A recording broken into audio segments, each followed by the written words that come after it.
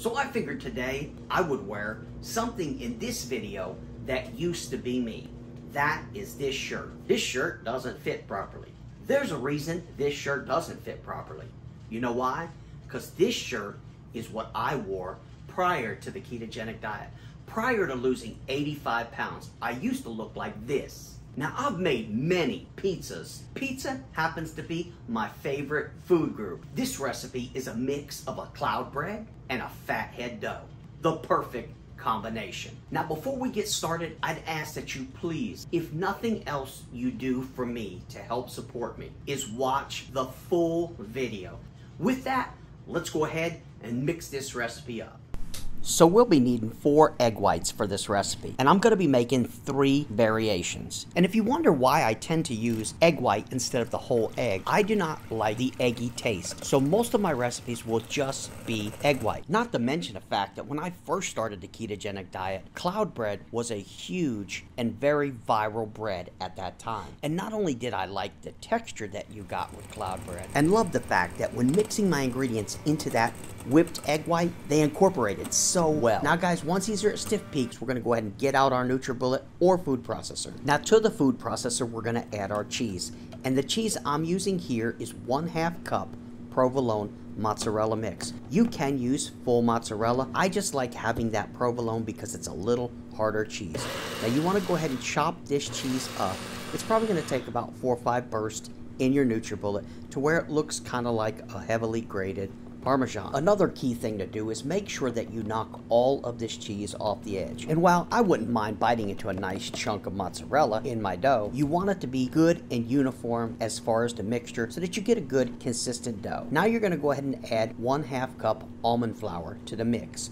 We're going to go ahead and close this back up, place it back on your food processor, and give it a couple bursts. But be careful not to overmix this mixture. You just want to bump it until it's nice and mixed. You don't want clumps. Now you're going to go ahead and add 2 tablespoons pork rind. And for those of you who don't like pork rinds, you can go ahead and substitute this with 2 tablespoons chicken flour. I do, however, recommend adding those 2 tablespoons pork rinds. Believe it or not, one of the secrets to using pork rinds is you get that elasticity that's found in those traditional breads we so long to make. Now you want to take a pan. The pan I'm using here is a 9-inch cake pan. You want to go ahead and liberally coat the pan with lard, oil, or butter. Then you want to place parchment paper over the base of it, making sure to press firmly down in all the corners. Now it's time to get those wet and dry ingredients mixed. We're going to gently fold this, and you don't have to be too gentle with it. You just don't want to go smashing it all up.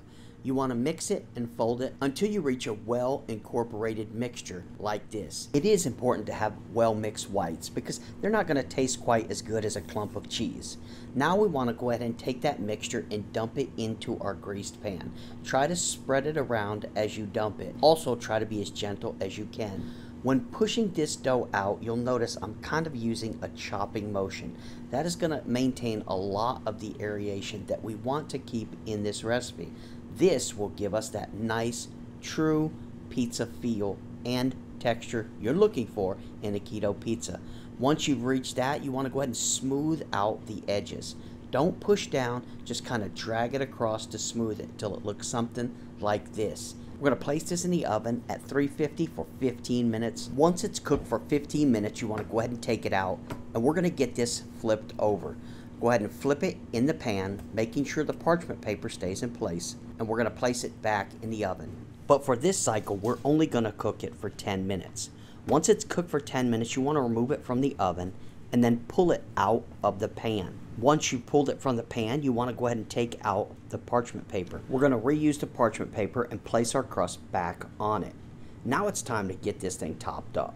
Now, from the countless hours I've spent looking into analytics, I'm sure I lost a whole bunch of people here because they saw the crust, which is really what we look for in a ketogenic pizza. But you know what? Joke's on them. They should have continued to watch, because here's where the magic happens. A million thanks for those who stuck with me, but now it's going to pay off.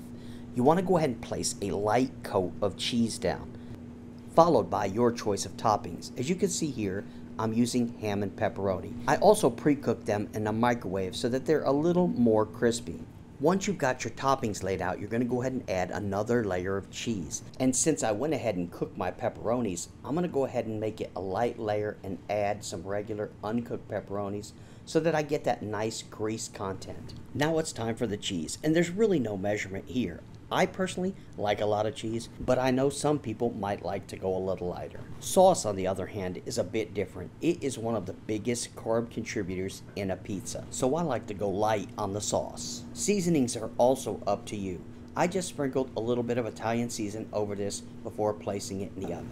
Now we're going to go ahead and place it back in the oven, and there's really no set time. You just want to make sure that the toppings have started to bubble. Once they've started to bubble, you're going to pull it out. Now take the crust and place it on the toppings.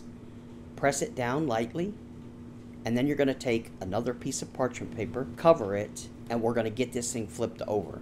You want to hold it in place and then drop it down on the counter like this, spin it, and then lift the tray.